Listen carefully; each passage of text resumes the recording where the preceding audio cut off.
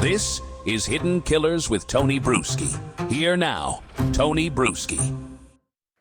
How much do you think, let's start with Harvey, that Harvey needs to be concerned of anything after this? We know Wendy's probably got some questions lingering about her future, but what about Harvey? Well, I don't think Harvey is in jeopardy unless they go after Wendi and they're victorious in a conviction against her. Look, I think they're going to go after Wendi. Yeah. Even the response from the attorney, listen, we're going to let everybody rest. We're going to be able to take a moment after this, successful conviction. But she sure didn't say no. And I just believe from what we've seen historically in this case, Wendi is next. If I were Wendi, I would be making all sorts of preparations and I'd be looking over my shoulder. I wouldn't be using my phone for anything but what do I need to bring to school today for the kids or whatever. I would be so paranoid if I were Wendi. Yeah, I don't know how she could not be paranoid at this point. And I would imagine that do you think that there's still in an investigation circling around Wendi? Are her phones tapped? Are they watching her messages like a hawk? I would think like right now might be a key point where there might be some incoming and outgoing things that might raise an eyebrow or two. Well, the biggest issue was, do they have probable cause? Did they have probable cause to go up on what we call a Title III wiretap to even interface and intersect those phone calls? I don't think they did necessarily at this late time, but certainly I think they're monitoring which they can do just via subpoena, quite frankly, the calls that are going in and out and what calls she might be making. We call it, generally speaking, tickling the wire, even though there's not a wire here likely. But when something like this happens, it's huge. And so you want to focus in on what did she do after? Who is she contacting? What's happening? But yes, do I think they've just completely dropped their investigation against Wendi? No. Yeah, and there seem to be a lot of interesting pieces that came out here, further confirming things we already knew or suspected about Wendy's awareness of not necessarily the murder, but of something happening that day. That seemed to be at least confirmed many different ways, that there was a knowledge of something that was going to happen. It could have been who knows what, but we don't necessarily out here on this side see that she knew there was a murder that was about to take place. Or do we? What are some of the pieces that came out here in this trial of Donna that stood out to you that put a big target on Wendi in terms of investigations and maybe finding another person to charge? Well, what investigators and the prosecution are going to look at, listen, you have to show that there were at least 2 items that they can prove would have related to the conspiracy. We call them overt acts. So what overt acts can they pin on her to show she was part of it and that was important, if you will, to make sure that the murder could take place? To me, the big item is number 1, her knowledge of his schedule and the importance of that day that it seemed to be to Wendi. I think that to me is an overt act, her acquiring the schedule. When are you going to take the kids? All of that. And it was imperative to be able to do the hit, imperative that they knew exactly when he would be there and when the boys or when the kids would not be there. So that was critical. One of the spookiest things to me of this whole thing was the swimming, where Dan was going to take the kids swimming that afternoon. He asks Wendi, hey, can I pick him up a little bit early, take him swimming? She initially says no. She calls Charlie, says something with Charlie, and then gets back to Dan and says, yeah, I changed my mind. It's okay. You can take the kids swimming.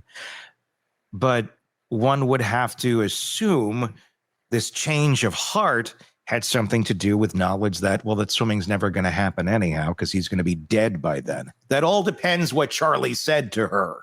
We don't know that Charlie said, yeah, he'll be dead by then. Tell him whatever he wants. It could have been, tell him it's fine. And then she might have just said, it's fine. We don't know the answer to that.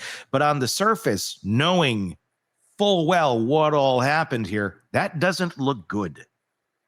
I agree with you. And you know what, Tony, this is one of these cases. And again, the prosecution has done a great job up until now or to this point, and I would expect they would continue. This is a puzzle. It's like if you can picture a huge puzzle and you know what, there's still about 10 pieces missing to make the puzzle add up fully into the full picture of who was involved and how did Dan Markel end up dying. And in my opinion, at least 8 of those pieces are Wendi.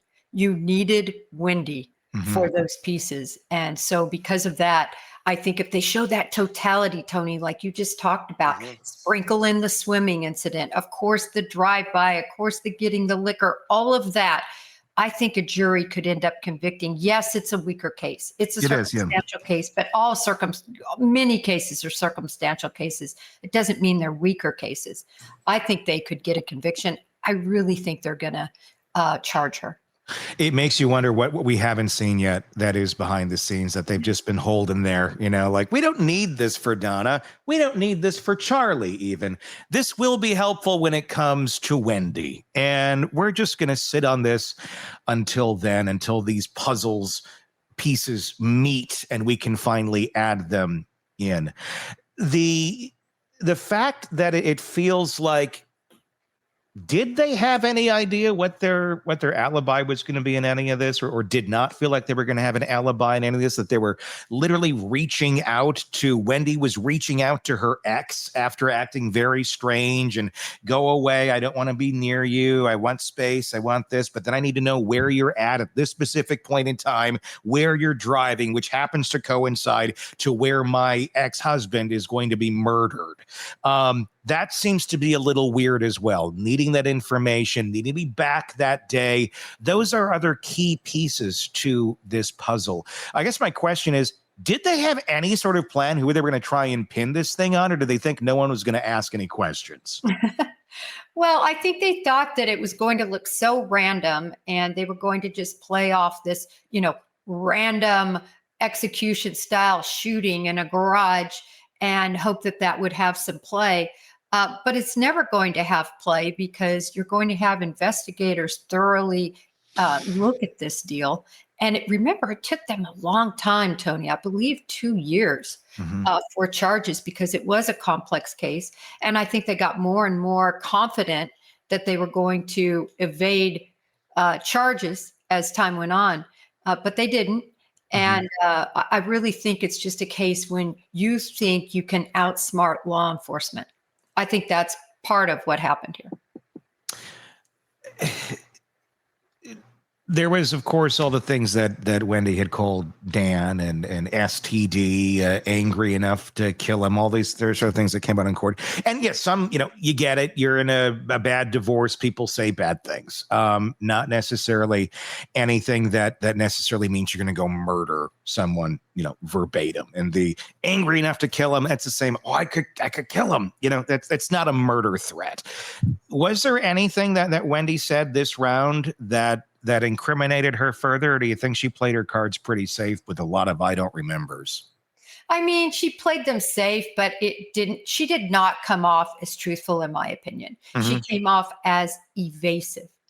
And, part of any deal involving immunity is full, honest cooperation, testimony. And I think she fell well short of that bar.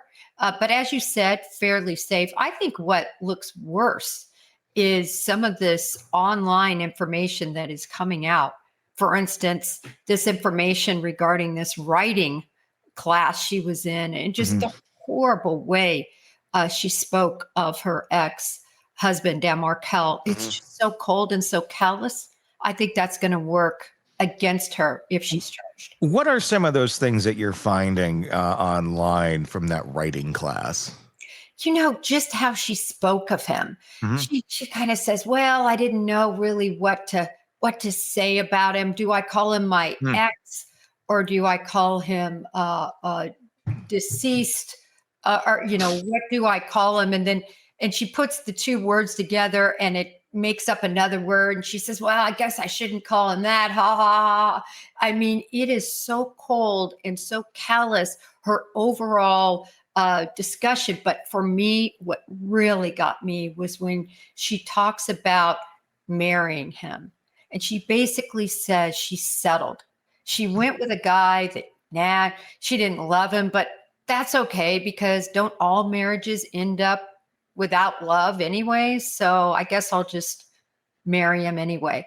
It just paints this picture of a miserable woman, a woman that was completely self-absorbed and who had absolutely no love for Dan Markel, maybe as early as years, the years prior when she got married. I mean, that's what she says. Mm-hmm. It's kind of a reflection in the mirror of Donna, just a younger version. In a lot of ways is what it really feels like. Harvey might be considering his lucky stars that he's never been taken out when Donna felt like, because you got to look at this. Wendy was very close with Mom. I'm sure Mom said a lot of these things too. We're like, well, all marriages are this or that. You're doing it for this reason and that reason and not for that. You put up with this, you put up with that. Obviously not the right reasons, but the reasons a very unhealthy, sick individual would be in a relationship and how they pull the levers basically just for their own gratification. Wendy was doing exactly what she was taught, and I don't know that she knew or knows any different. She seems to be kind of a very spooky individual with that being the upbringing and that being how her brain works. I wonder if she finds herself spooky sometimes going, God, I'm a product of what that woman created, and I don't know how to break out of this. Well, Tony, you just led right into something else she reveals in her writing class.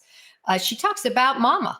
And a couple of the interesting things she said was, first of all, she talks a lot about how Mama thinks she's fat, she's overweight, she can't get into Weight Watchers because they say you're not fat and not overweight, but just kind of this self-absorbed obsession with herself that Wendy talks about her mom having.